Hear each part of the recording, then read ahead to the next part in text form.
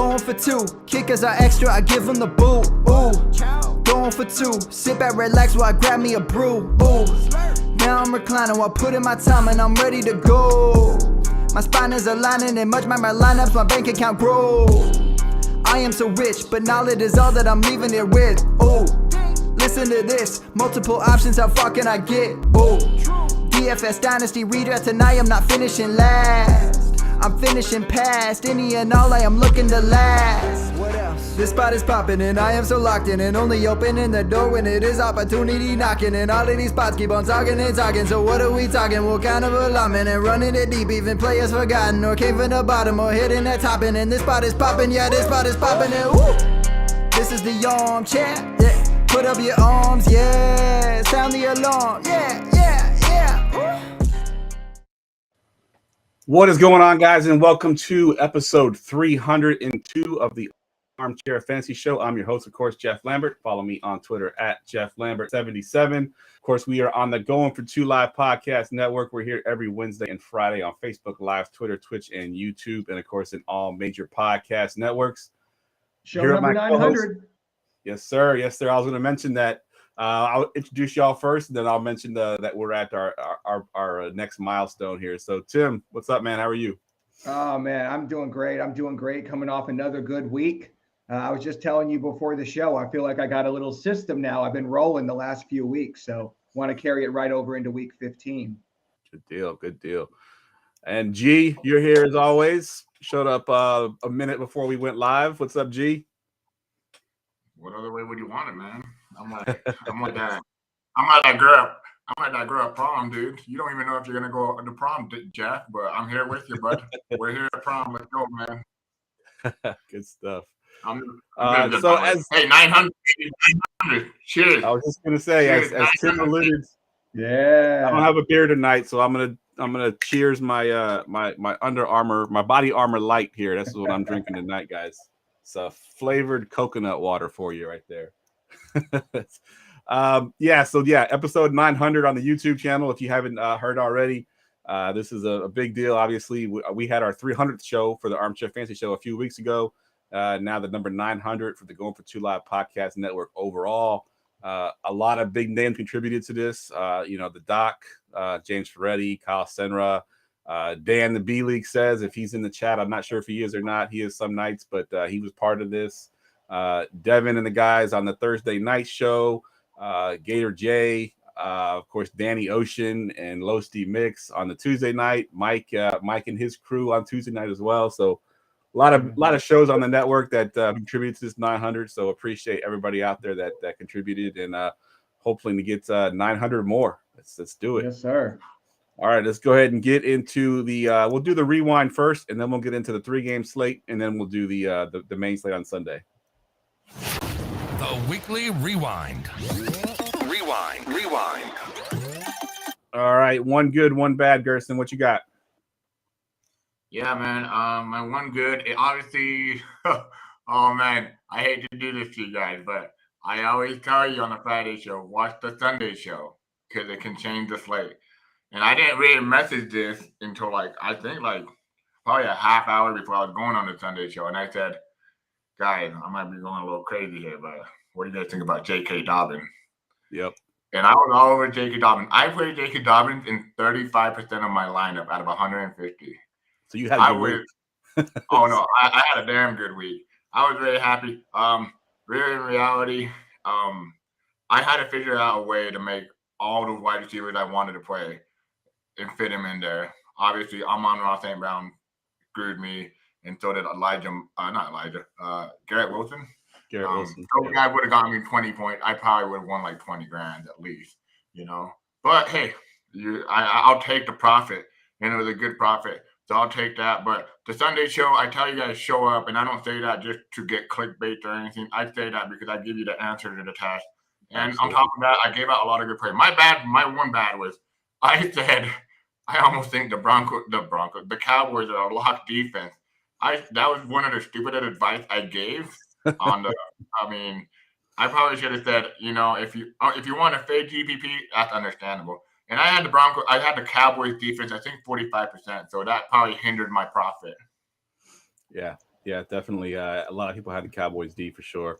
Tim, what you got for your good bad? Yeah, my one good was Chris Moore. I thought Chris Moore was clearly the play on the Texans last week, and then I found out Philip Dorsett was over 30% owned in cash, which was just I did wild to not me. get that. That was shocking to me. So I said my other one good was that bankroll management because last few weeks, man, I've been playing this process. It's been working out for me. So I'm gonna keep that rolling. My one bad was Greg Dulcich. I unfortunately I did not want two Broncos in my lineup, so I came down to Jerry Jeudy or Greg Dulcich, and I went with Dulcich. And yeah, that one really hurt. That one really hurts. So, future reference, if somebody's out, it's not always bad to play two players. Yeah, definitely. So my one good, I've been talking about it in the last couple of weeks. Home Goff. He ended up being pretty chalky. He was in most cash lineups, but he came out and did really well for me. And I went ahead and threw in the Panthers D because unlike most of the people that out there that played the Cowboys D, I played Panthers D in my cash lineup, and they only got 7 points compared to I think Cowboys got 3 or 4. But they were like $1,500 less than the Cowboys, obviously. So I was able to pay up elsewhere. So that really paid off for me well. My one bad was Mr. Joe Mixon. Apparently, my locks of the week are just the ones you want to fade because the last 2 weeks I've picked the locks of the week that just been terrible.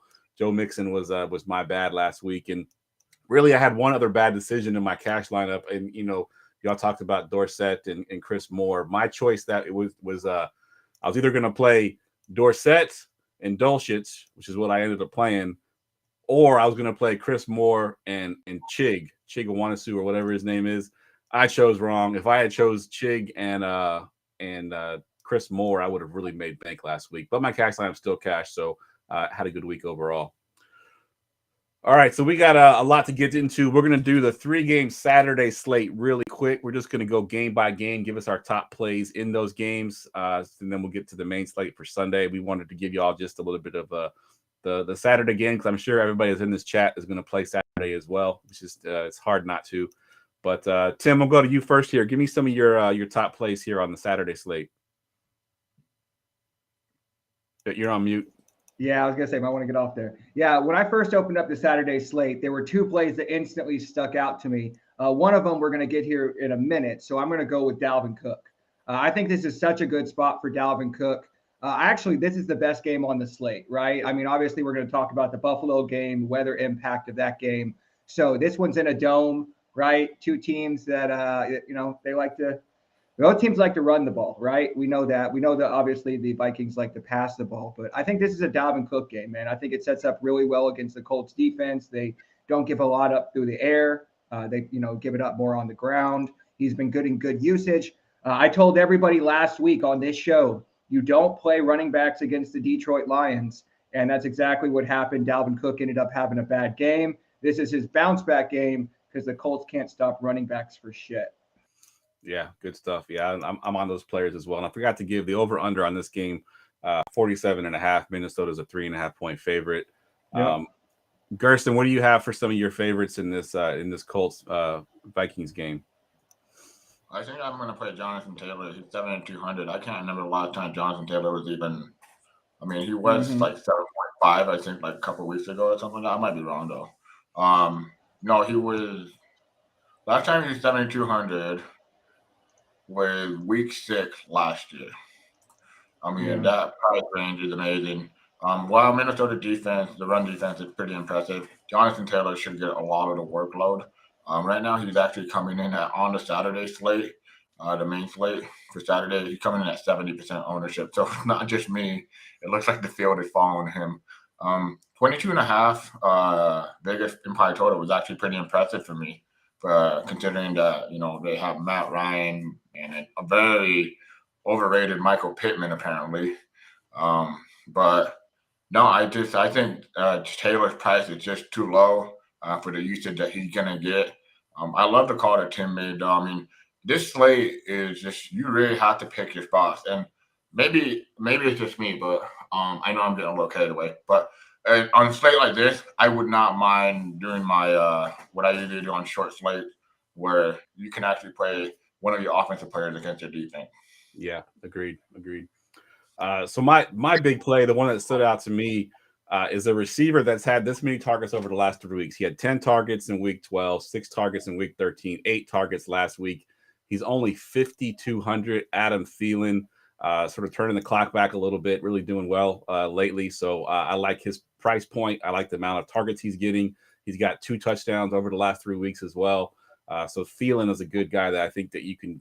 I don't know what his ownership is. I couldn't find a ton of places that had ownership on the 3-game slate, but I'd imagine that he's going to be a little bit lower owned than some of the guys we've already talked about. Tim, we'll go back to you. Give us some of your other like value plays, guys, a little bit down on the totem pole there. Yeah, I think for value, it's the Indianapolis Colts passing game. Matt Ryan at 5,200 is just too damn cheap. I think I'm probably going to pay up the other 800 to get to Kirk. But I mean, if you need the 800, I think they project within a few points of each other and you save $800. So if you need to fit in somebody else, we always say it's about 3 points per $1,000. So 800, you need about 2.5 points of difference. And I think that's pretty close to where they're at. And then 2 of the biggest values on this slate are Paris Campbell and Alec Pierce. I prefer Paris Campbell at 4,400. But I think that, you beat Minnesota through the air, right? We saw Jared Goff last week. He made return of Josh Reynolds. He made DJ Chark look like a superstar. I mean, the Minnesota Vikings secondary is really, really bad. So, we've seen Paris Campbell already eat so far this season, and I think he's going to eat again this weekend. Yeah, Jared Goff seemed to be getting everybody involved except Amon-Ra last week. That's exactly right. Very frustrating last week. Well, and to be fair, DeAndre Swift, both of those guys let us down last week. Yeah, exactly. Gerson, any more guys in this game you want to talk about before we move on to the next game? Well, I think Alec Pierce is a great call. I think his price is a little bit. I know only people that play Dynasty probably really know how talented Alec Pierce is. He's actually a very super talented wide receiver. He had 18 points last week, 8 for 4. 86 yards and a touchdown. And then before that, he kind of had like a dry streak, right? But on the Adam Thielen team, I do want to say this. He is going to be the 3rd highest owned wide receiver. So he's not exactly Wow. That's surprising to me. Like I said, I couldn't find ownership anywhere. So you have a premium service that I don't have. So I was like, I don't know. Thielen hasn't been, that high owned in the last few games, but on a 3-game slate, I can see his price point making him high owned. I love how you say premium service, like as if like I paid like $1,000 for it. You do. Hey, people don't need to know. You pay $1,000. You do what you do. No, but anyway, no. In this game, it's pretty straightforward. I do think the tight end position is very interesting to me. T.J. Hawkinson at 5,000. Yeah, that was the one. He's going to be the highest owned tight end. But I think if you really want to get different, you're gonna probably want to fade him because he's gonna be the highest owned tight end on this slate. Yeah. All right, let's move down to the Baltimore Cleveland here. It's a 38.5 point over under. Cleveland's favored by 2.5 points. Tim, I'll go to you first here. Give me some of your plays here. Yeah, well, I'm gonna go. Since we just talked about the Hawk and Goat, I'm gonna pivot off him and go with David Njoku. He actually comes in as my top value on the slate at tight end. I have him projected for about 12 points at 4,200. So, I mean, if you can't get the extra 800 to get up to TJ Hawkinson, I think he provides some real upside. Cleveland is, average against tight ends, but we saw Deshaun Watson actually take a little bit of a step forward last week. His first game back, he looked like trash. Last week, he looked a little bit better. But I think some of that was Njoku. So I'm going to go ahead and keep rolling it back again this week. I like that. Was Njoku? I thought a lot of that was that massage that he was getting on the field. Did y'all see that? Did y'all see that TikTok? They showed Deshaun Watson. They're like, "Oh, Deshaun Watson has learned his lesson. He's a changed man." And they show him on the field massaging his own leg. Yeah, just get on the bike, Deshaun. You'll be okay. This was I was pulling it up. He had 9 targets last week, 7 for 59 and a touchdown. Yeah, good stuff. Gerson, what you got for your plays here in this game?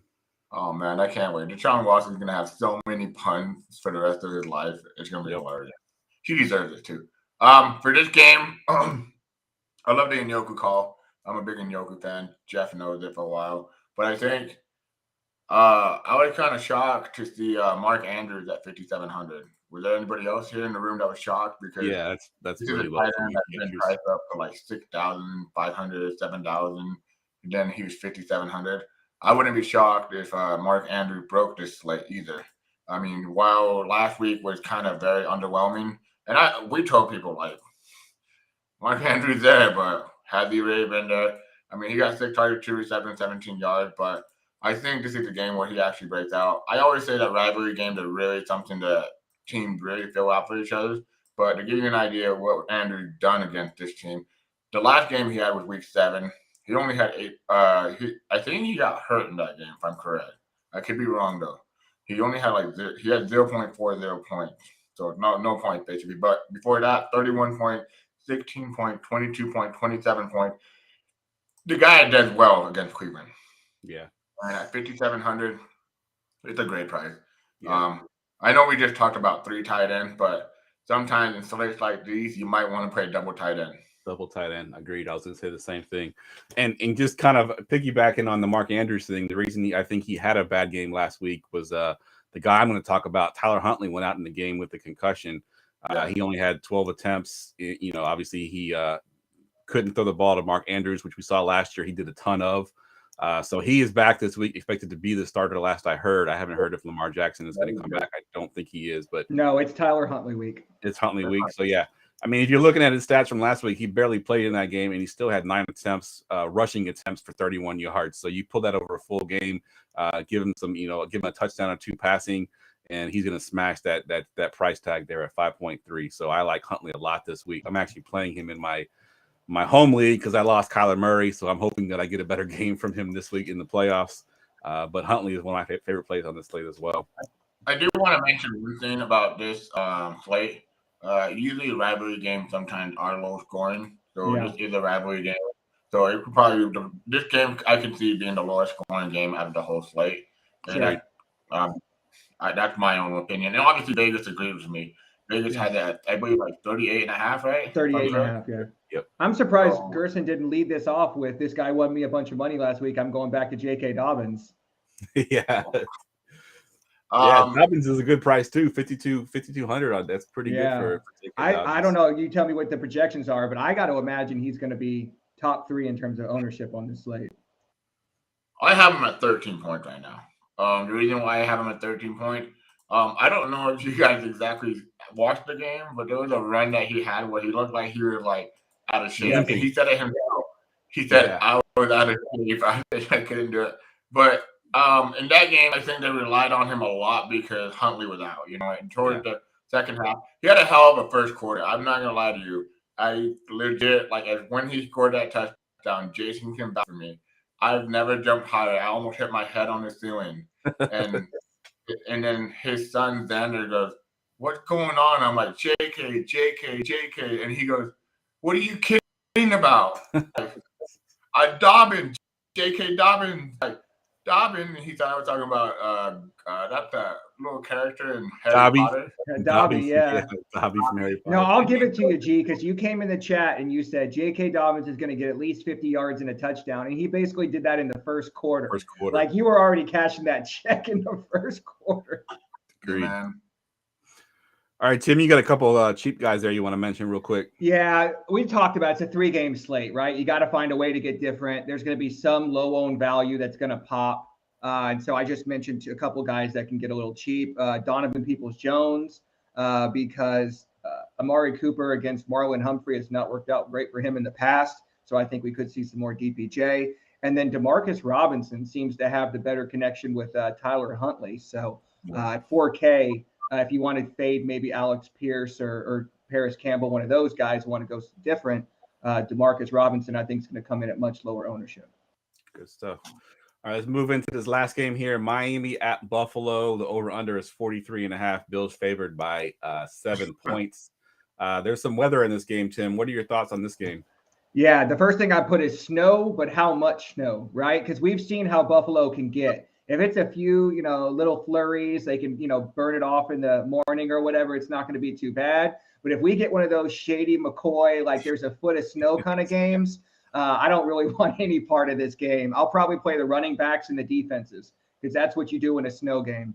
When I first opened up this slate, this is what I was going to say earlier. For me, it was Josh Allen lock button, no question, right? He's 8,300. He scored 30 points against Miami last time.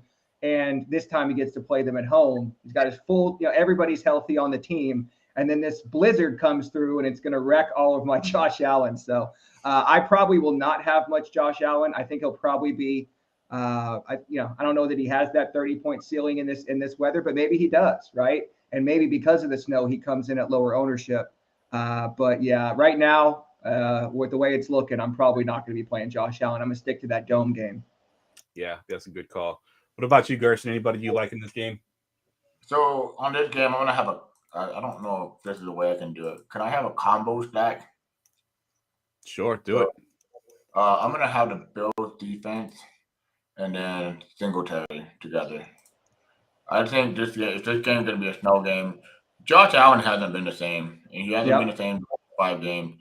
If you're paying $8,300 for him, please don't. Like, I don't think Allen's a good quarterback. Like, he's a play always, but I don't think he's a play on this slate. On a 3-game slate, you're trying to max out your point. So you want to get some of the best players at other positions. You don't always have to do a double stack run back, You can do a 1-1 quarterback, But with this weather concern, I can't see Josh Allen getting there unless it's with the rushing upside. So I think I'm just going to go to Singletary with a stack with the Bills defense. The Bills defense actually coming out as one of the highest owned plays of this 3-game slate. Yeah, they were priced as if it wasn't going to be a snow game. I actually don't hate Miami at 2,300 too if you need the extra 400 to fit somebody in. But I'm going to go the other way, Gerson. I'm going to go with James Cook. I think he fucked a lot of people last week, and they're not going to. That's for sure. Yeah. Yeah, so a lot of people were high on him last week. You guys know I love to play a guy after he's had a bad week because that recency bias gets everybody. He more or less split snaps with Singletary last week. So this week, if it did the snow game, I think they could give the rookie a chance to get 20 touches. And at his price, what is he? I have to look it up. 40 something. I had it in front of me. Sorry. 4,800. Yeah, 4,800. That's 700 less than Devin Singletary. I could see them being projected probably pretty close. So if I need that 700, man, I'm going James Cook. I think they lean on the rookie in this game. I like it. So my guy I'm gonna go with here is gonna be the tight end on the Buffalo Bills, Dawson Knox. There's one thing with snow games. Me being an older guy, whenever I go play flag football, I like playing in the snow or when it's muddy outside because all the fast guys get slower, and then my slow ass can still move around pretty easily. So, and Dawson Knox is a tight end. He's not necessarily slow. He's not going to be affected as much by some of the the snow and some of the fast like the Jalen Waddles and the Tyreek Hills will be. So Knox will still be able to run his routes and get open. And I think short passing games in the snow gamers are really good. So Dawson Knox is my play here at 3,900. I know we've mentioned a ton of tight ends tonight, but I think this might be a game where you do go, or a week where you do go double tight end. I know we Absolutely. All right. Is there anybody else you want to talk about before we get into the main slate for Sunday, guys? Let's go. I'm ready to move on. All right, let's do it. Let's talk quarterbacks. All right, kick it quarterbacks off here with the elite tier. Tim, go ahead and take us through your elite guy. Yeah, I'm going to take the guy that Gerson doesn't have, and that's Jalen Hurts. I've been playing Jalen Hurts basically every week. 2 weeks ago, I said he was my stack of the week. Last week, I said I was really high on him. I'm going right back. If Josh Allen's not on the slate, I'm looking for Jalen Hurts, right? Last 3 games, 32 points, 37 points, 30 points. If you're looking for a quarterback that's going to win you a GPP, it's Jalen Hurts. And we know who to stack him with, right? Over 50% of his targets go to 2 guys. So we'll talk about it later. I prefer Devonta Smith this week, but I'm definitely playing Jalen Hurts. Yeah, I like that. And Hurts is the kind of quarterback that could beat you with his legs and his arms. Like last week, he beat him with the arms. He's done with his legs, obviously. So 8,200, I think I love that call. Gerson, who do you have in your elite tier? I mean, I don't have him. I mean, not only do I have him, but your mom, your dad, your brother, your sister, your dog, your dog baby that hasn't been born. Everybody's going to have him. It's Mr. Justin Herbert. Herbert is just in a smash spot this week. I think, to me, it's hard to get away from him, not only because he's priced at a great price, but the game environment. To me, Tennessee is a run funnel, a pass funnel defense. And I was so pissed off at myself, so freaking pissed off, because One, I left off Trevor Lawrence in the last 30 minutes when I did my 150. I wanted to play him, but I said I only want 3 quarterbacks. I have to leave one off. And for some reason, my dumb ass thought it was cool to put Geno Smith over Trevor Lawrence. And yeah, that screwed me over. But it happened. You learn, you win some, you lose some, right? But yeah, I think Justin Herbert to smash spot this week. Ownership suggested it, but I don't really look at ownership until Friday night, like tonight. I look at my players, I research it, and then I put it in a sheet, and then I go over the ownership. Ownerships agree with me, but it's a pass funnel defense. I'm gonna keep following it. What Tim posts on the DFS roundtable, you do a flow chart, and this matches it. Yep. Yeah. Not only that, but the Chargers are the most pass-heavy offense right now. They're passing like 80% of the time, and then they're playing against a pass funnel. And then Tennessee has a number of injuries, both on their line and in their secondary. So everything lines up for this to be an absolute smash spot for Herbert. Yep, agreed 100%. All right, so that was the only 2 guys I had on my elite tier. So I'll kick off the mid tier with Dak Prescott going to Jacksonville at 6.2. He's 1,000 less than Herbert. He's 2,000 less than Hurts. And we talked about the Tennessee being a pass funnel. Jacksonville's not quite as much of a pass funnel, but they are 16th DVOA versus the run and 30th versus the pass. So I think Dak Prescott, obviously good stacking options there. A pretty good total here. I don't know. Let's see. Is it the 3rd highest on the slate? Or yes, 3rd highest. 3rd highest on the slate. 48 over under. So yeah, I like Dak a lot. Obviously you put him with CD Lamb. The only thing I am a little worried about is the Dallas Cowboys do want to run the ball. So if they were to just run Zeke and Pollard all game, it could limit Dak Prescott's attempts. But I do think he can be efficient enough against this defense to put up some decent points for his price. So I love Dak. All right, so I think Gerson's got Dak in his mid tier as well. Tim, you got somebody we don't have, so go ahead and talk about your mid tier here. Yeah, Joe Burrow. I have to put him on here because we'll talk about it later. But Jamar Chase is probably my favorite play on this slate. So I'm going to obviously we'll talk about it later, but I'll just tell you right now. Fuck it. Exactly. Yeah. So I'm going to have Joe Burrow. I mean, the stats show that when Chase plays, Burrow plays, and he's still not expensive enough. I mean, 7,000. He's 200 less than Herbert. Everybody, like Gerson said, everybody and their mama is going to play Justin Herbert. So I'm going to go down, save 200, and play Joe Burrow. Definitely, you can tell me what the ownership is, but I guarantee it's less than Justin Herbert. Yeah, exactly. All right, that's it for the mid tier. We'll go down into the value tier, and Gerson, you have a guy that me or Tim don't have, so I'll let you go kick it off here. Talk about your guy there. So on your Joe Burrow thing, Joe Burrow is 7.8, Herbert 10.6. The highest actual owned quarterback isn't Herbert; it's actually Patrick Mahomes and Jalen Hurts. So, Wow. But I'm not paying for Mahomes no more. I'm good. I'm out. So Ryan Tannehill, while everybody sees a pass funnel defense through the Titan, the Chargers aren't that great either. The Chargers team defense has been very vulnerable this year, and I love to target them in showdown because apparently they play every Monday night and Sunday night, Thursday night, but they never play on the main slate, just like the Chiefs. But I want to play them. I want to play against them. His price range is so cheap, and I get it. Tannehill hasn't been great, right? Like he's not sexy at all. But what if this game does turn into a shootout? What if Treylon Burks is active? Treylon Burks, I think he had a concussion, if I'm correct. Yeah, I think he's already been rolled out, though, hasn't he? Yeah, he's been rolled out. Is he rolled out? Yeah. So we got Chigo, Robert Wood, and Russell Westbrook. But Ryan Tannehill at 5,300, especially a quarterback that can run the ball. I mean, he gets one rushing touchdown, 2 passing touchdowns.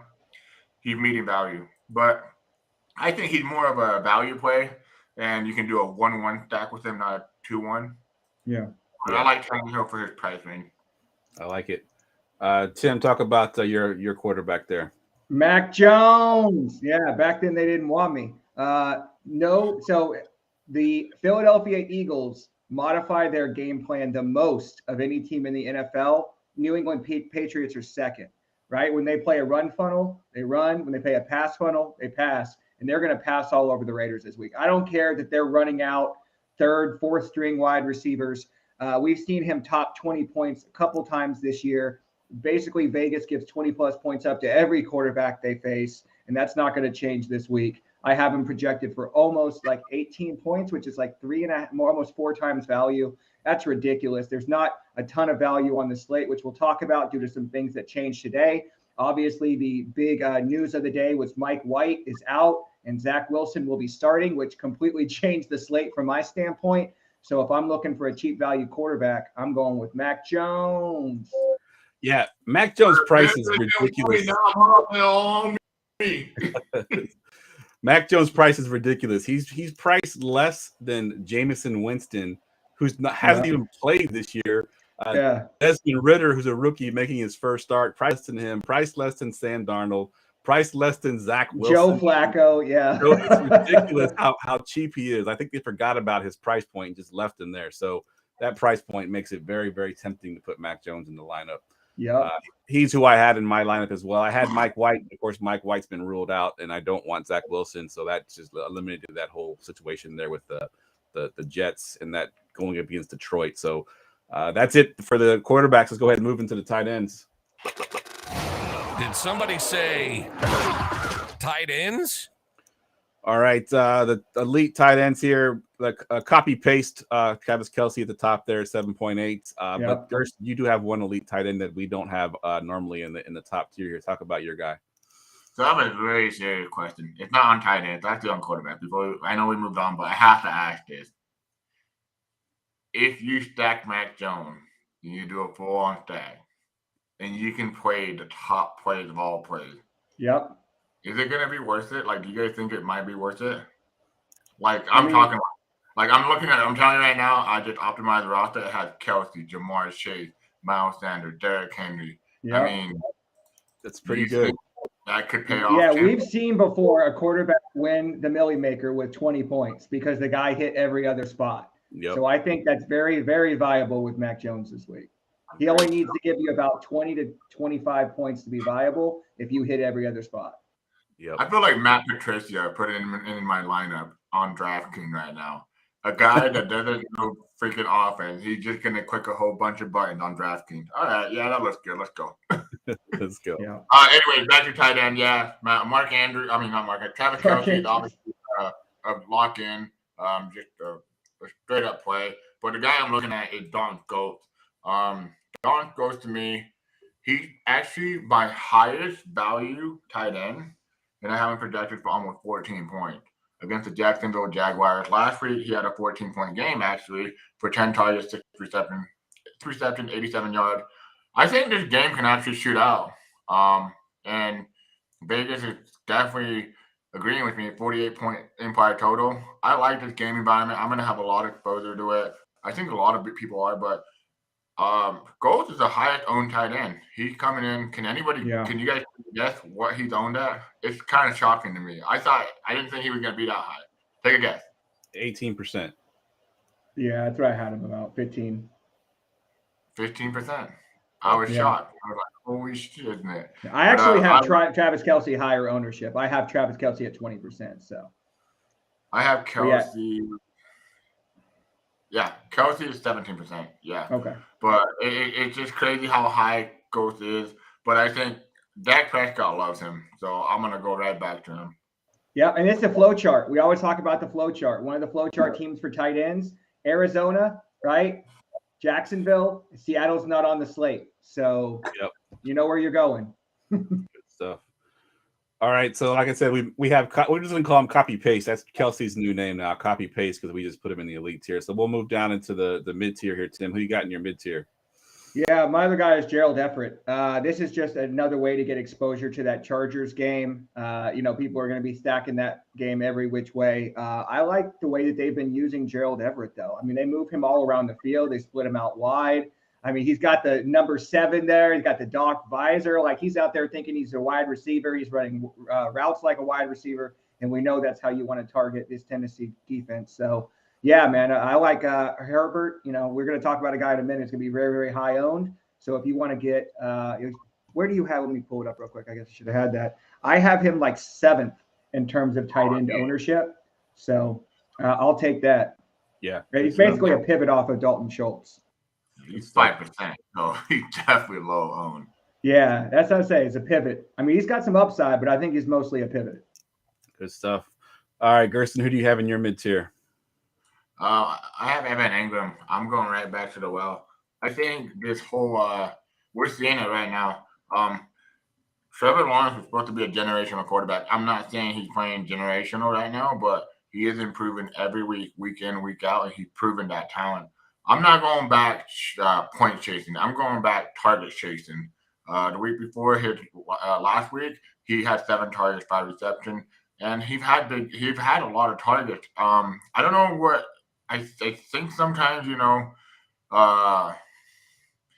you lose confidence, but he had only 6 targets in 3 weeks from week 9 to 12.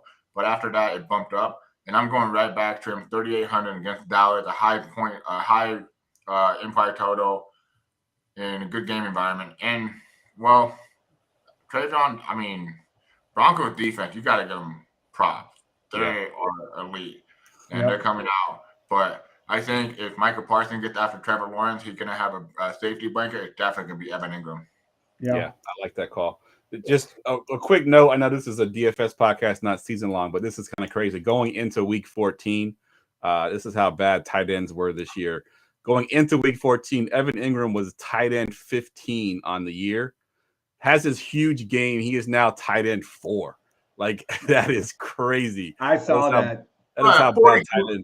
42 points is a lot of points. It is a lot of points, but I mean, to go from tight end 15 on the year to tight end 4 on the year, that's shout out to King Cap on Twitter, who took down the underdog best ball mania thanks to Evan Ingram last week. So Evan Ingram won that dude $1 million.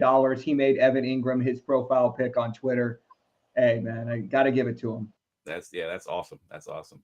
All right, so my mid-tier tight end, again, I'm target chasing, as Gerson said here. This guy's got 7 targets, 6 targets. He had 1 game before, but then he had 7 and 6 the 2 weeks before that. And that's Cole Kmet for the Chicago Bears. He is 4,000 against Philly. I do think you beat Philly over the middle. They do have some pretty good corners out there. So I think the way you beat them is at the tight end position.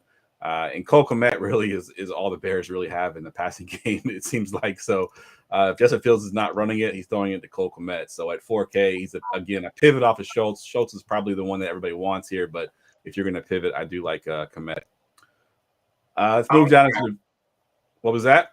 I love that Kmet call. I was on him, but I just didn't have the balls like you did. Actually put him under. All right, let's move that into the values here, Tim. Who do you have for your value? I'm going to not take the guy that y'all took. I'll go with Hunter Henry. I talked about Mac Jones. You want a super, super cheap stack, Mac Jones, Hunter Henry, $8,300, and you can fit basically everything else on the slate. So I'm going to have at least one of those stacks. You're going to have Jamar Chase, going to have Derrick Henry. You know what I mean? It's going to be wild. All right, Gerson, what do you have for your values? Dude, I know I'm hearing it better, but did you say Tim or me first? You. I said you right now. I said Tim first. Oh, anyway, I have Trey McBride. I don't want to go to the guy that we all have like a top, but Trey McBride. This guy was an uber athletic tight end. He's finally getting work in a strange way. So in his last couple games, he kind of got taken out, but in this game, I actually see him with Colt McCoy. The Denver Broncos are Justin Simmons. Sometimes he gives up big plays, but last week he had 6 targets, 3 receptions, 28 yards. Not what you really want, but at the price range he had at 2,800, in a slate like this, where the top stacks, where people want to play Justin Herbert, Dak Prescott, CeeDee Lamb, and all those guys, tight end is probably the position you want to punt. Because there's only one tight end that can destroy this slate. His name is Travis Kelce. Yep. Other than that, there's not going to be any other tight end that can really be like, oh my gosh, dude. Yeah, spoiler alert, Evan Ingram is not going to get 42 points again. Yeah, he's not going to do that. But probably for the rest of his career. That was a career game. Yeah, I will put $100 and I'll donate it to the Scott Fish Bowl for the show that Evan Ingram will never touch 40 points again the rest of his career. It'll be in 10 years when he retires. But Trey McBride, I'm gonna have him. I'm gonna have quite a bit of exposure. Cole McCoy is gonna start. Cole McCoy is gonna struggle, but he's gonna get that safety blanket. Yep, I like it. I'm going to take the guy that is not going to be the more chalkier guy. He's probably not owned at all, really. Cade Otton, he's been sneakily decent here with getting targets. I know he played a tough defense last week, but he still had 5 targets. He caught 4 of them for 28 yards, which isn't great, but still to have 5 targets. He had 10 targets the week before that. This Tampa Bay Bucks team has been passing it a billion times, even if they're not very good.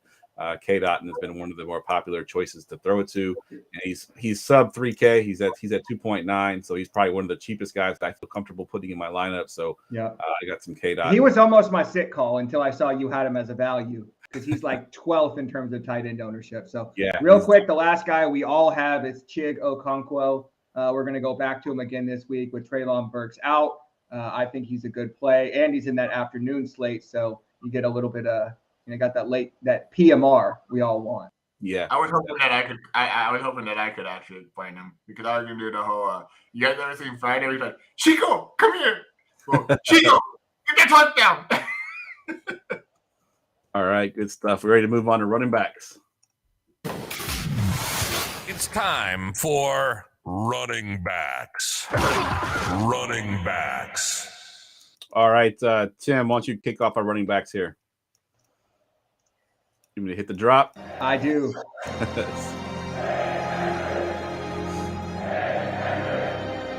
All hail King Henry. This is the smash spot, okay?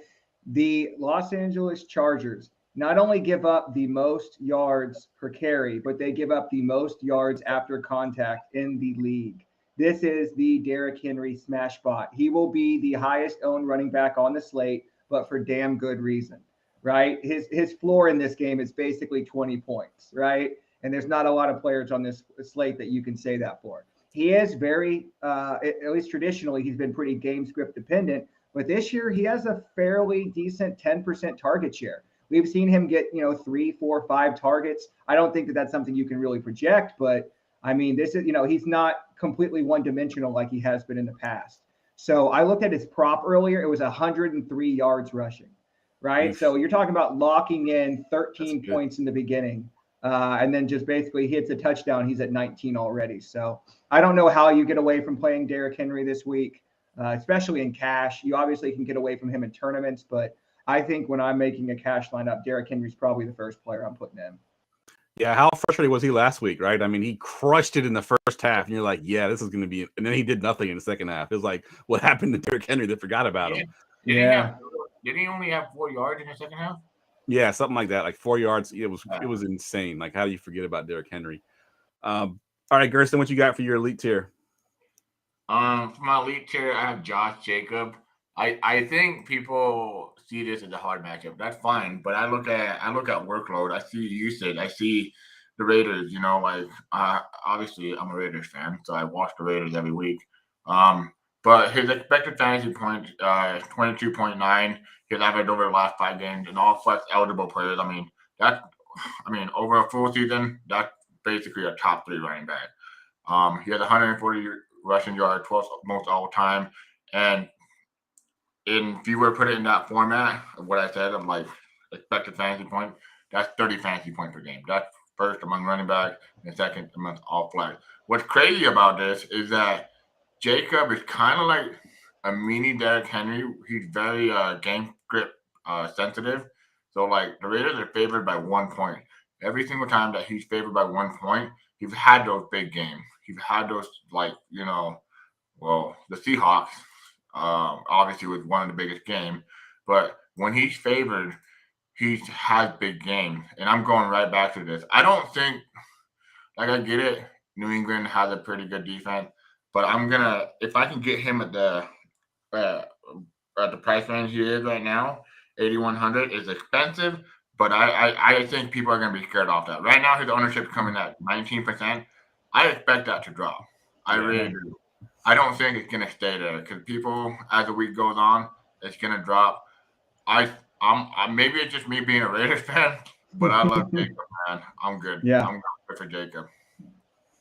All right, so money you at got home. one more elite guy there. Go ahead and mention him real quick. Yeah, Tony Pollard. I mean, this is a guy I'm basically playing every week, but I feel like his price has finally caught up to him. You know, we talked about it earlier in the Dak Prescott segment that this is probably going to be a game where Dallas passes a little bit. But even with Dak coming back, they are still passing way below expectation. So I think that they're going to continue to establish the run in this game. The only problem is at 7,100, he needs like 21 points to hit value. So I think he can certainly get there. But yeah, Tony Pollard is somebody like he's certainly going to be in my player pool, but he's probably not going to be somebody I have a ton of exposure to because, you know, I think his price is just, he's no longer a value, right? He has to do a lot just to hit that price. Agreed. All right, so I had Derrick Henry in my elite tier, so I'm going to go ahead and move into the mid tier here, and I'm going to talk about Alvin Kamara, who has burned a lot of us over the last couple of weeks. But at 6.8 going up against Atlanta, who's a terrible run defense, he's also going to be at home. I think Alvin Kamara kind of returns to form here. He hasn't scored a touchdown since that 3-touchdown game. I forget which week it was, but it was a few weeks ago. I do think he gets at least one touchdown this week, not two. At 6.8, that's just way too cheap for Kamara. I was trying to pull up the DVOA for the Atlanta against the run, but I was having a hard time locating it. But I know they're not very good. Oh, here it is. I got it. 30th DVOA versus the run. I have 28th. Yeah, you have 28. Okay, so yeah, it's right down in that range there, pretty low. So I do like Kamara a lot this week. Obviously, game script proof too. If for some reason the Saints were down, and no Mark Ingram. And no Mark Ingram, exactly. He's on IR, so it'll be the Kamara show. So Kamara at 6.8 is my favorite mid tier. Do you guys have that vibe that you had last year when Kamara just had that 40-point game in the playoff? And it was fantasy football playoff. This is what I'm getting. I'm getting that vibe. I really am. I hope you're right because he's in a lot of my lineups already. It was that Christmas game where he had like 5 or 6 touchdowns or whatever. So it's about Christmas time again. Maybe he's I've never hand out some presents. I've never seen Jason more sad on Christmas than when he got beat by I think it was Kate. You remember Kate? He was in the Dynasty Football League, and he's like, "Yeah, well, screw you." I actually have a great story about that week. So I think I know Gerson knows him. Nemo. He's a friend of ours in the fantasy football league. Just real quick, I'll tell the story. So Alvin Kamara, he's playing against Alvin Kamara in the championship game. Alvin Kamara goes off. He thinks he's lost, right? He's got Josh Allen and Stephon Diggs, I think, on the Monday night game. And that was when they went bonkers, Allen and Diggs. He gets to within a half a point, and they take Allen and Diggs out of the game. He still loses. It was so bad to see that game. But he was so excited. They pulled him out with a half a point to go, and he ends up still losing the game. All right, back to DFS. Gerson, you got one more mid-tier guy there. Go ahead and talk about the Miles Sanders. Yeah, man. I was almost gonna put this guy as my lock of the week, but then I said the same thing in the first. Oh, you did? You said that early on? No, we did for the pre-show. You know, you show up a minute before, so you don't get the pre-show stuff. All right, guys, I can't give out all my secrets. No, I'm just kidding. No, I honestly was going to be on them. And then I was like, man, can I do it? Can I not do it? But Chicago defense been falling apart since week 5, week 6 when they started trading their away. Yeah. 6,500 is the price that you don't want to see on Miles Sanders, obviously. But I think I want to see it when the Eagles are just dominating. They're not dominant. They're slaughtering team. And it makes me laugh. And I will pat myself on the back. I said the Eagles will win the Super Bowl this year.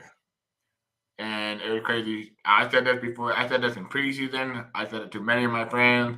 Everybody called me a joke. I'm like, dude, they are complete. They're probably the most complete team. They can beat you through the pass. They can beat you through the run. They can beat you through their defense. But against the Chicago Bears, I can't see the Chicago Bears even getting remotely 12 points. 15, 16 points against them.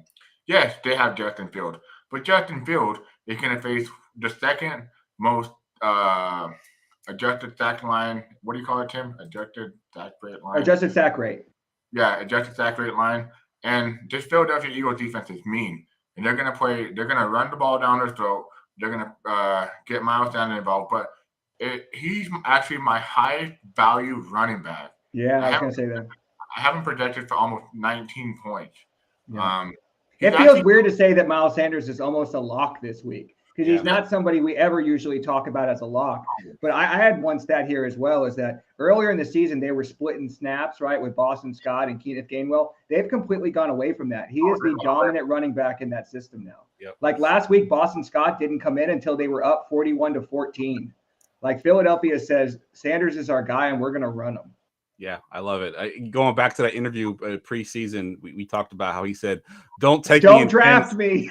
Yeah, I think that was all a ruse there because he's giant troll job. I love it. Absolutely.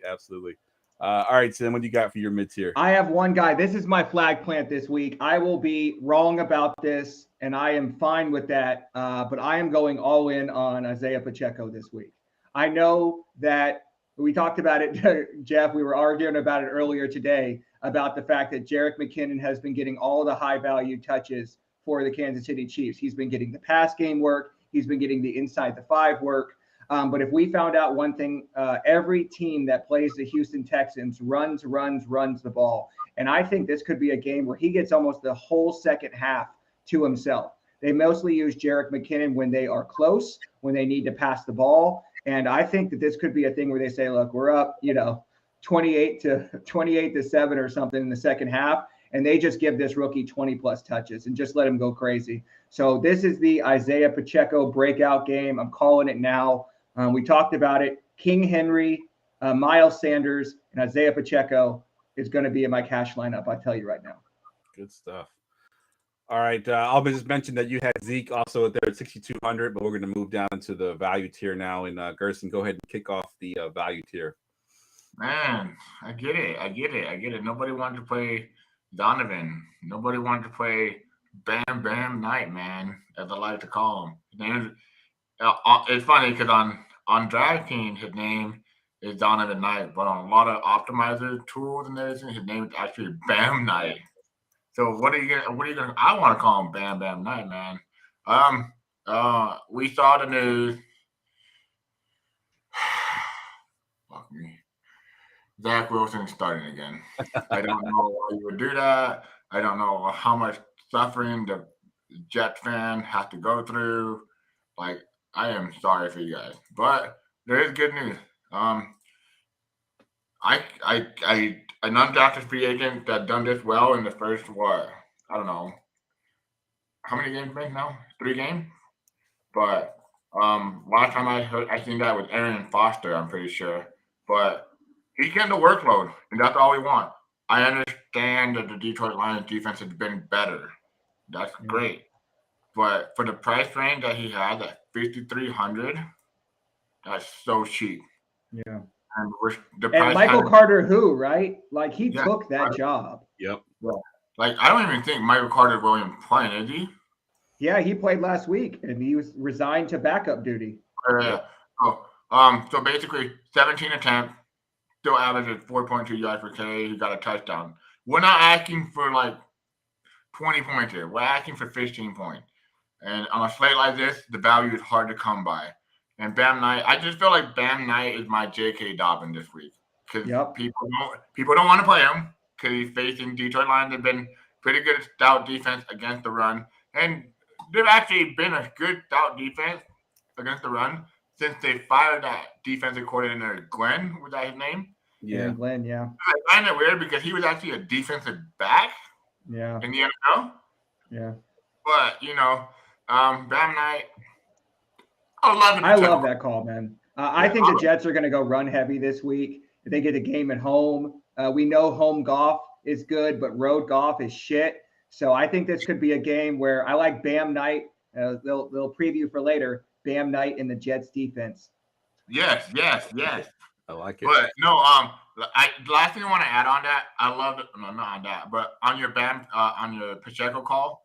I love Pacheco, man. I've been a big Pacheco follower since like the offseason Dynasty. Jeff seen me draft Pacheco in Dynasty League. Jeff seen me trade for Pacheco in Dynasty League. That's the sad thing. I'm that guy that's like, oh yeah, I like this guy. Yeah. Good stuff. All right, Sim, what you got for your values? Let me see. I mean, value honestly is not great. Like Pacheco might end up being the lowest I get. I put Patriots running back because that's still up in the air. At this point, it looks like Ramondre may play. So if Ramondre plays, I'm completely out on the Patriots. If he doesn't play, then I may play Damian Harris because it looks like he may be good to go. But I'm still kind of iffy. I think Pacheco may end up being. I actually really like that Bam Knight call. I lied. He'll probably be as low as I go this week. Good stuff. All right, I'll talk about one of my guys. I've been kind of pumping this guy up a little bit in our group chat, but I like Rachaad White. I know Cincinnati is pretty tough defense, but at 5.4, these are the opportunities he's had over the last couple of weeks here. 4 weeks, he's had 22 carries. Then he had 23 opportunities, 17 opportunities. Last week against the Niners, he had 18 opportunities. So he's getting the workload. I know Fournette's still there to split carries, still some of the way. But if I have a running back getting 18 plus potential targets a week at 5.4, even against a pretty good defense like the Bengals have been recently, I do like him. He's got 4 straight games now, double-digit fantasy points. So yeah, give me some Rachaad White there. He's also game script proof. He gets carries and catches as well. So I like Rachaad White. I'll just mention the last few guys that I had. I had Najee Harris in there at 5.7. I think Tim mentioned, he had Pacheco. I'm Jerick McKinnon because of the red zone usage, but I do see Tim's point with Pacheco and Latavius Murray. Tim, if you want to just mention him real quick, I know you had him on your list at 5.1. Yeah, this is just a game script play. I expect we'll talk about it later. Denver defense is going to be super chalky. We expect them to basically dominate this game. And in game scripts where Latavius, is in the game, he gets 20 plus touches. So 20 touches at 5,100 is just too damn cheap, but he doesn't give you a ton of upside in GPPs. Good stuff. All right, let's get to the receivers. And now, wide receivers. All right, and to save from having to hit the drop 3 different times, I'm going to hit it once, and then we can all give our locks of the week. Lock it in. All right, Gerson, why don't you kick us off here since you have the elite guy for the lock-in here? Yeah, well, Tim mentioned earlier on about Jamar Chase. I love Jamar Chase this week. I think he's going to be one of my highest owned players this week. I'm just glad that Tim didn't have him as a lock of the week because I was like, all right, well, fuck it, let's do it. I mean, in mid-show, I actually didn't have a lock of the week, but I thought I was like, it's simple for me, Jamar Chase. I am actually projected for 26 points, and that's 6 more points than my next player. So right now, Jamar Chase is my number 1 guy. The reason why being so when T. Higgins is questionable or even like hurt or whatnot, slightly hurt, to me, he's just the Jamar Chase target goes to another level. To give you a reasoning, Jamar Chase, so T. Higgins played 1 snap in week 14 due to a hamstring. The same hamstring he's injured. Tyler Boyd, questionable. Both players are expected to play. But let's just put that out of the way, right? With Higgins and Boyd in week 14, Jamar Chase led the NFL in target share at 47%. That's crazy. That's 15% target. That's 15 targets, sorry. In 3 career games that Higgins have earned 6 targets or less, Chase have averaged 22 fantasy points per game. And that a 15.3 targets per game in those contests. When Higgins isn't 100%, Chase obviously is in the workload. Like, it's an incredible workload. That's the workload at the league. You don't want to miss out on the workload. And I always say this, and I hate when people always say, oh, well, what about Derrick Henry? What about the running back? Dude, like, wide receivers can produce more than running back just by target. I've always said targets are more valuable than carries. Yep. No matter what. A running back gets 10 yards, okay, cool. But if a wide receiver gets 10 yards, they're getting 1 more point because of a reception. That's it. Running backs don't get running back per carry point. No, but wide receivers get 1 target, 1 point. 10 yards, 2 points. You know what I mean? Yep. But I love Jamar Chase. I know. I'm just hoping, like, if it all falls in. Like, this is a Jamar Chase week for me. 8,300 is quite a price to pay for. But with the target and volume he can get, I'm going to lock him in. Yeah. I like it. I'll just add one thing to that. When you think of wide receivers that can give you over 130 yards, I think of 3 guys. And the other 2 guys, Justin Jefferson and Tyreek Hill, are not on this slate. So when you talk about, I mean, don't get me wrong, I love Devontae Adams, but I think you save 700 and you lock in Jamar Chase. Yeah, I like it. What a Green Bay fan. I love Devontae Adams. Yeah, so we're Here's well rounded here because I have the mid-tier lock-it-in receiver. I got Chris Olave. For as bad as Atlanta is against the run, they're worse against the pass. They're actually 29th, I believe, DVOA versus the pass. Chris Olave, a podcast that I listen to regularly. I just listened to it on my way home from work tonight.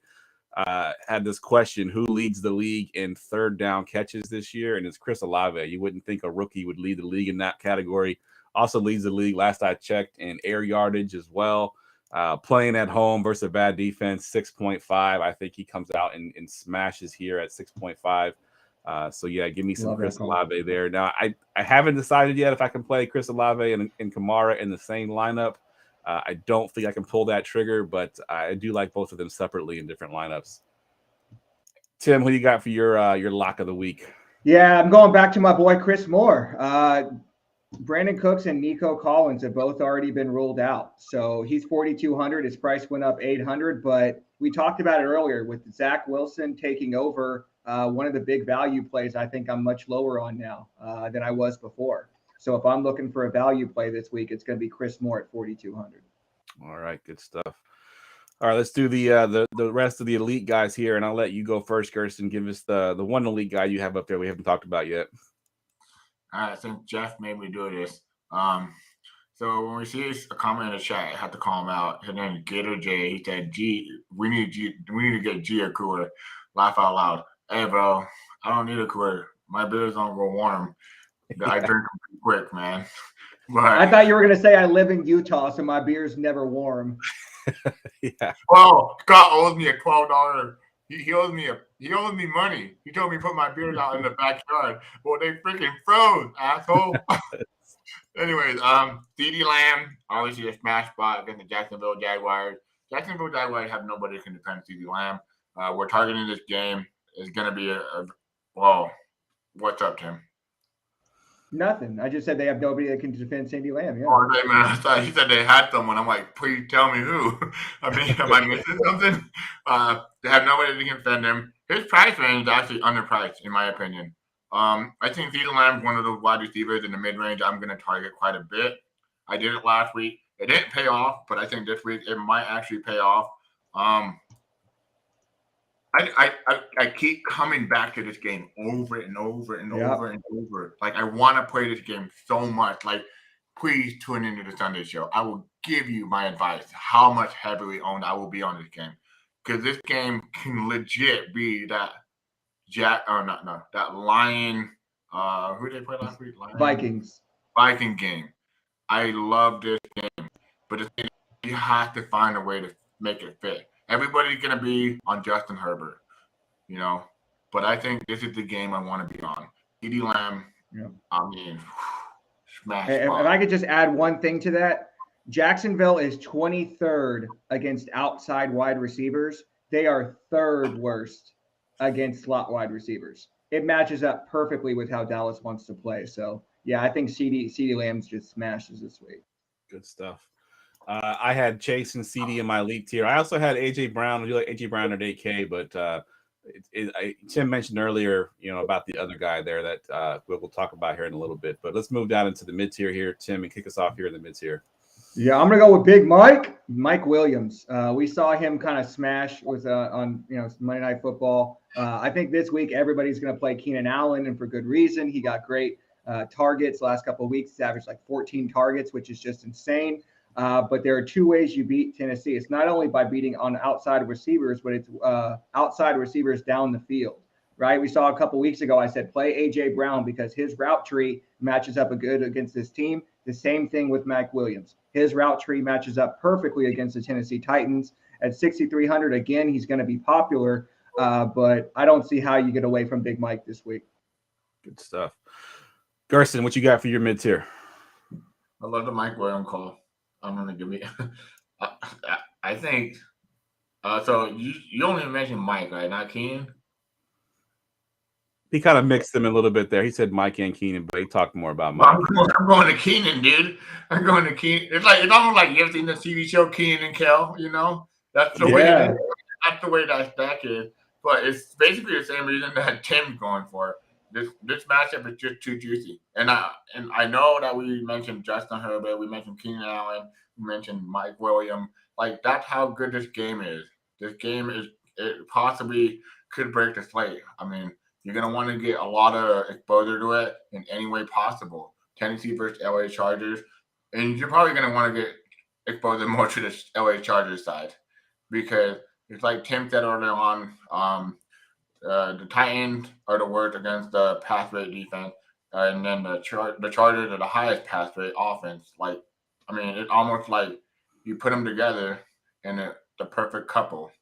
Yep. I mean, it's almost as good looking as Jeff with like the fountain of youth and the age. You know, like you put them together and it's perfect. You know. Did not know where he was going with that. Neither did I. I was like, where are you going with this one? Look, I will tell you, since I'll go ahead and take it from here. I told you the biggest news of the week for me was Mike White is out and Zach Wilson is starting. I don't want to play any other Jets other than maybe Bam Knight, but I'm going to rely on target, volume, and talent here, and I'm going to play Garrett Wilson anyway. I've seen a couple people say that you can't play Garrett Wilson with Zach Wilson. He has had a couple of decent games with Zach Wilson, and I feel like people are going to, get off of him. So I don't see how you don't play him here. I know he's still going to be highly owned, but I think the talent is just too good for the opportunity. Go ahead. And while Detroit defense gotten better against the run, it hasn't gotten any better against the pass. I was just going to say that I have a crazy stat that Ryan McDowell put out. The Detroit Lions over the last 4 games have given up 9 top 24 receiver games in 4 games. That means they've had at least 2 in every game, and in 1 game they had 3 top 24 games against Detroit. That is an insane stat. I think Garrett Wilson, even with Zach Wilson, is definitely is viable.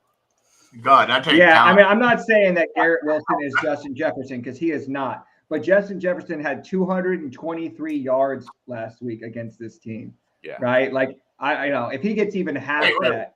Justin Jefferson had 223 yards? Yeah. 223 yards last week against this team. I missed that. I thought it only got 170. My bad.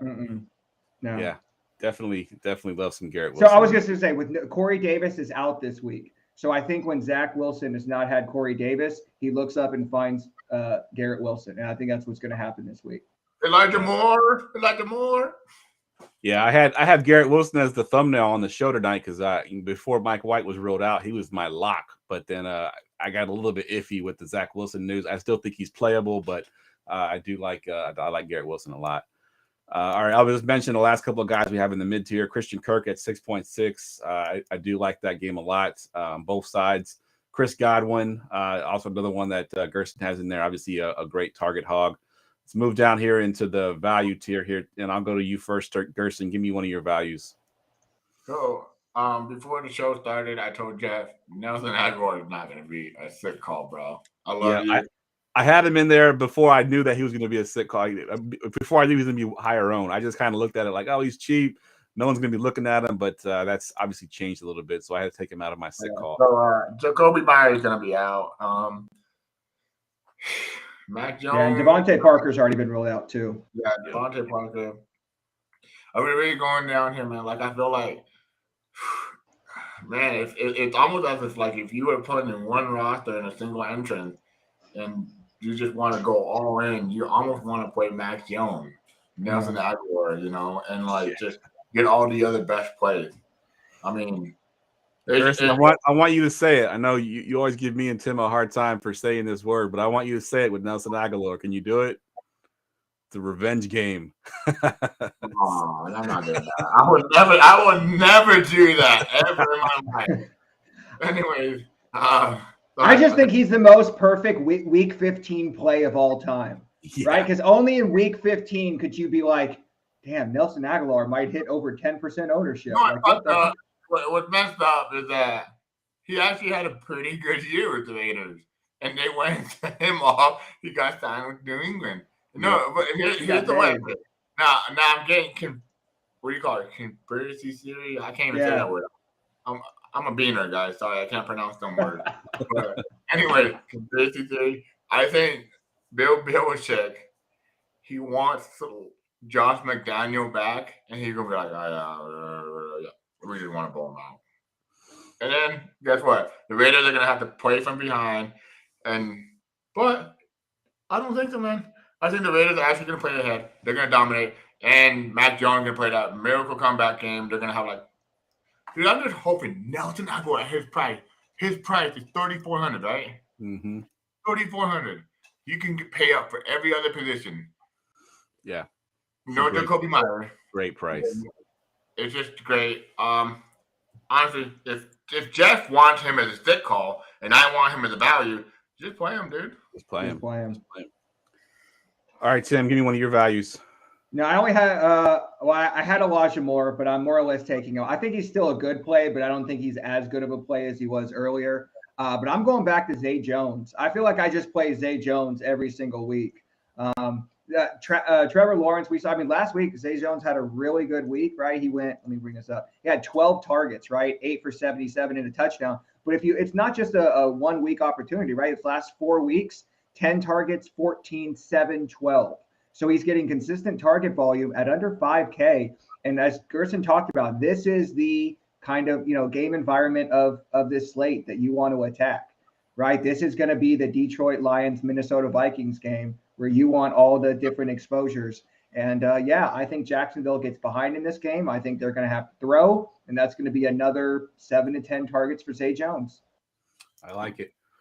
So I have one guy that we hadn't talked about yet, Michael Gallup at 4.5 versus Jacksonville. 2 weeks ago, he had 2 touchdowns, which obviously made him have a good fantasy week. Last week, he was not as good. However, he technically had a touchdown, but under the new rules of the NFL, he got the ball ripped out of his hands. Yeah, he caught that, had both feet down. Under the old rules, it would have been a touchdown, but he didn't hold it long enough, didn't make a football move. Smacked. He did, and he ended up dropping it. Didn't catch it, so his day looked a lot worse than it was. I do think you're a fan right now.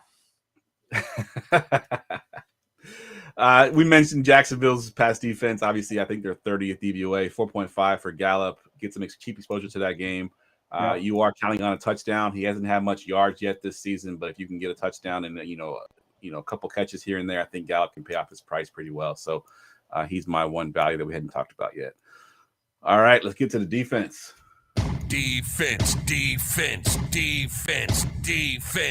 All right, Tim, kick it off here. Yeah, this might be the easiest week for defense ever. Denver Broncos 2,700. Just lock it in. They're playing Colt McCoy at home. I don't see how that doesn't work out in their favor. It's almost too easy. I think the general theme of this show has always been the chalk defense is good in cash, but don't play them in GPPs. That's basically what happened last week, right? The Cowboys failed. So if you faded them in GPPs, you had a much better advantage. So I think, you play Denver in cash. And then if you want to get a little wild in GPPs, I'm playing the Jets. We talked about it earlier with Bam Knight. Road Goff is somebody we want to attack. So I'm going to Broncos in cash and Jets in GPP. I like it. Gerson, you got anybody you want to mention for defense here? Yeah. So obviously Tim is the king of defense. Ooh. And I'm kidding, dude. I love you, dude. But I think I'm gonna go with the Cardinals defense, man. Yeah. The Cardinals defense is someone I'm looking at it because I don't think Russell Wilson's playing. No, he's not. It's Brett Ripien. Yep. However you pronounce that name. and Brett Ripien, well, I don't even know where the hell he played college at. He's not good. He's just let me put it this way. I lost Kyler Murray in a fantasy football league, and this is a $1,500 league. Guess what? You know who I'm throwing that quarterback? Brett Ripien. Do I feel great about it? I'm actually thinking about going 0 quarterback in that league because I think I can win my week 3 matchup without Brett Ripien. You don't want negative points. Yeah, I don't want negative points. That's how bad I think he might do. And I have the Cardinals defense as a good defense. I like the Titans defense too because I think the Titans defense can force turnovers. They've been very impressive under Mike Vrabel. Defense this week, I think you want to go for value. You want to go Titans defense, Broncos defense, and And that's the way I'm going to go. I don't think I'm going to get very cute. Obviously, this week, the Cowboys defense of the week is the Broncos defense, though. Yep. Agreed. But the price range is $1,100 cheaper, so you want to play the chalk. Agreed. All right. So I had Denver and the Jets. We already mentioned those guys. Did you want to talk about the one team you had there, Tim, that we didn't mention yet, really? Yeah, I had the Patriots just as kind of a pivot off Denver, but as we talked about, they had a bunch of injuries. I'm going to take that one off. I think I'm playing Denver or the Jets. But I do like that Cardinals call. I think he makes a really good point. Good stuff. All right, let's get to our stacks. Goingfor2.com's weekly stack report. All right. Since Gerson doesn't have one written in yet, Tim, you go first. Yeah, I mean, it's the theme of the show, right? He's might as well be the cover boy this week. It's pretty boy Justin Herbert with Big Mike. And in this lineup, I'm actually not going to play Keenan Allen so that I can fit the big dog. So it's going to be Herbert, Mike Williams, Gerald Everett, and Derrick Henry. Nice. I like that stack a lot. My stack, pretty chalky. We talked about this game a lot. Dak, CeeDee Lamb, Schultz, bringing it back with Zay Jones.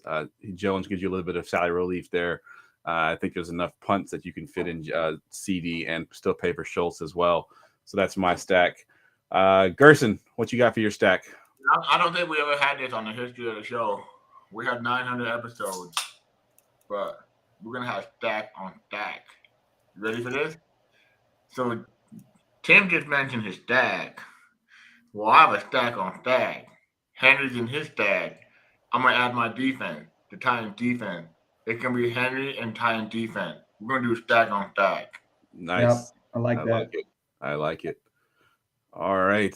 Let's kick off the sick call here. And now, the sick call of the week.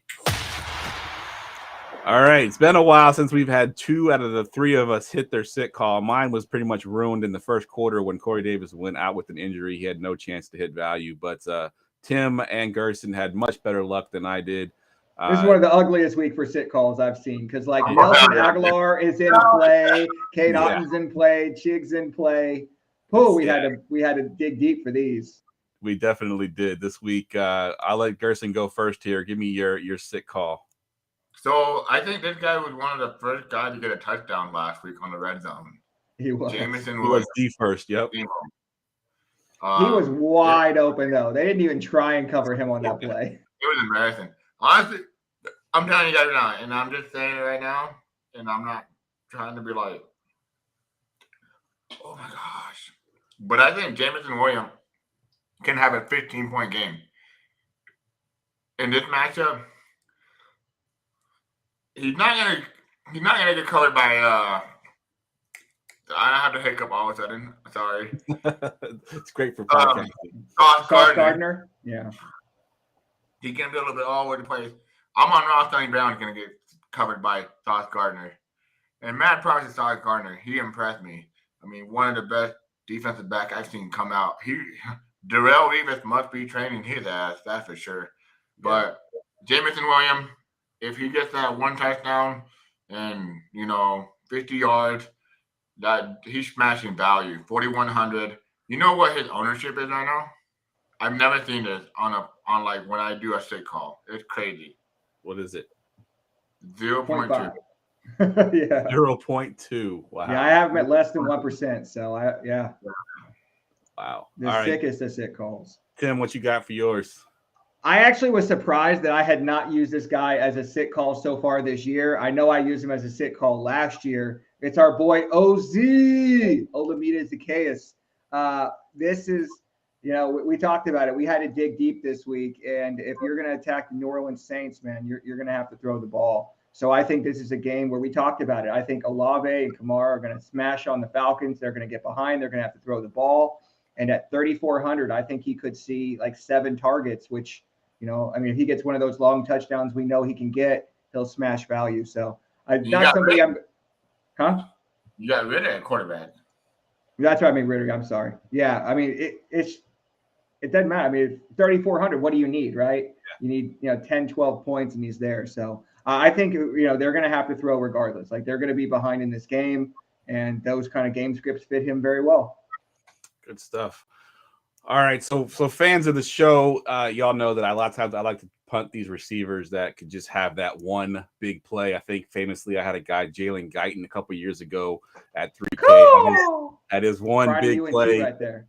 Definitely. And so this guy has a nice trend going here. So 4 weeks ago, he had 1 target, and then 2 targets, and then 3 targets, and then 4 targets. And that is Rashid Shaheed for the New Orleans Saints. He's 3.2, and he's one of those guys that could really take one catch and take it to the house. He had a long of 40 yards last week. He had a long of 35 yards against the 49ers. He just needs that one big play, give him one big play and a touchdown, and he pays off his salary right there. So Rashid, I can't even say his name, Rashid Shaheed. That is a very hard name to say. But yeah, at 32K. You could have just gone with Jarvis Landry and made it easy on yourself. But yeah, trying to say these hard names.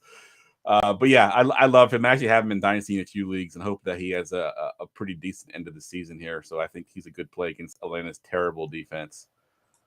All right, fellas, that wraps up the episode 900 overall for the whole network. It's pretty crazy here. Gerson was mad that he didn't get the 300th episode a couple weeks ago, so he got the 900 episode overall. Yeah. We'll go around the room as usual. Gerson, we'll go to you first. Yeah, I just want to let you know, guys, if 900 is better than 300. So yeah. Anyways, no. First off, I want to put a toast. Oh, that's all I can think of right now. I want to say a toast to all you guys for 900 episodes. To all you guys that have been with us since the beginning until now, and hopefully to the end. Hopefully to the end. I don't know how long it's gonna be, but we appreciate you guys. Without you guys, we wouldn't be who we are. We wouldn't be Keto DFS. We wouldn't be Fantasy DFS. And Jeff would still be Jeff Lambert, obviously.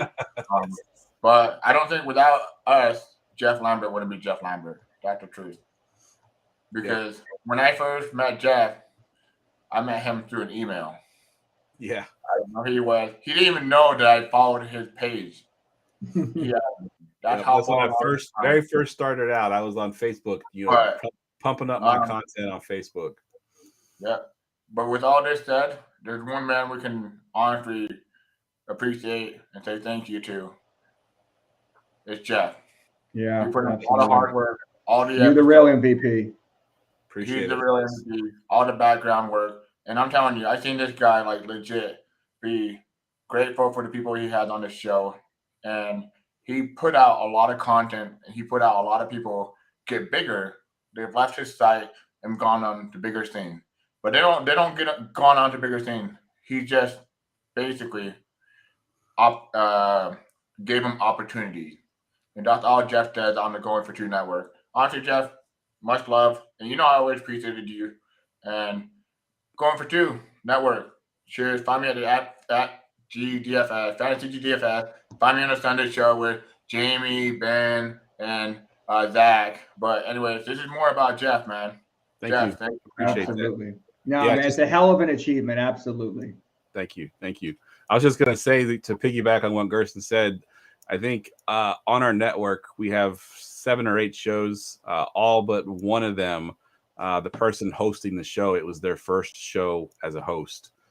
So I, gave them the opportunity, and they've been crushing it. I mean, we got some great hosts on the show that, all these shows I love to watch myself. They do a great job. So appreciate it, guys. Tim, what you got? Yeah, obviously, get in the DFS roundtable. You check out my weekly thread. That's where I post all the best information from all around the internet. You can find me on Twitter at Keto DFS. And shout out to everybody in their playoffs this week. I know we're not a season-long show, but I know y'all are in the playoffs. Good luck to everybody out there. This is a nasty slate in so many ways, so I hope you find ways to advance into the next round. Good stuff. As always, guys, you can follow me at Jeff Lambert 77 on Twitter, and I want to promote. So our season-long show has ended for the season, for the year. Me and Ryan will be kicking off the show sometime in January, doing rookie stuff. But next Wednesday, we will be having a show at 9:30 p.m., and these two guys will also be on there. It is our end-of-year holiday show. If you come there looking for fantasy football advice, you came to the wrong podcast. we're just going to be getting drunk, doing trivia, doing some fun mock drafts. I got some fun things planned. So if you want to just tune in, shoot the shit, drink a beer, whatever, hang out with us, do some trivia questions. Call Gerson a ho ho ho. Yeah, exactly. I get drunk every week. Yeah. I saw a ugly sweater recently that had Santa Claus on it, and it said, "I do it for the ho ho hos." Yeah. Love it. All right, for Tim, for Gerson, I'm Jeff. We will see y'all next week. Sorry for running a little long, guys. I didn't say it once. Go Pack, go! Peace.